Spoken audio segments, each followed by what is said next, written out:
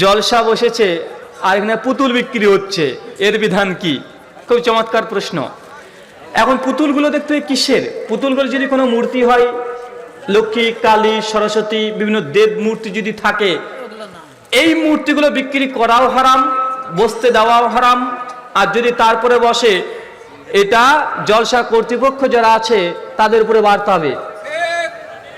কিন্তু যদি সে মূর্তি ব্যবহার, যেমনি সাধারণ মূর্তি, ছোট ছোট বাচ্চা, ছেলেরা, মেয়েরা যেগুলো খেলে, এগুলো যদি বিক্রি করে, তাহলে এটা গুনাহ কাবিরার অন্তর্ভুক্ত নয়।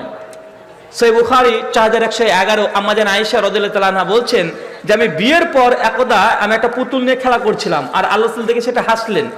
এই হাদিস থেকে অনেক ওলামা বলেছে, শিশু অবস্থায়, বাচ্চা অবস্থায় কেউ যদি পুতুল নিয়ে খেলে, যেটা কোনো মূর্তি নয়, মূর্তি মানে যে উপাসনা করা হয় এমন পুতুল নয়, এমনি পুতুল। কারণ আম্মা জান আয়েশার কাছে একটা ঘোড়া ছিল, এই ঘোড়া নিয়ে তিনি খেলতেন, পাখাযুক্ত ঘোড়া। তো এমন যদি পুতুল হয় যেটা সাধারণ পুতুল, তাহলে এগুলো হারাম এমন কিছু নয়, তবে বর্জন করাই ভালো, উত্তম কাজ। আর যদি এমনি দেব মূর্তি হয়, ভগবান ঈশ্বর এদের হয়, হিন্দু দাদাদের, তাহলে এটা একদমই শিরক, এটা বিক্রি করাও যাবে না, করতে দেওয়াও যাবে না।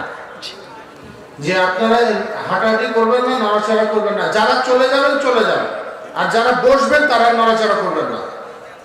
আপনারা আদব নষ্ট করবেন না। মজলিস ভঙ্গের দোয়া দিয়ে শেষ হবে ইনশাআল্লাহ, আর 15-20 মিনিট পর আমরা শেষ করে দেব।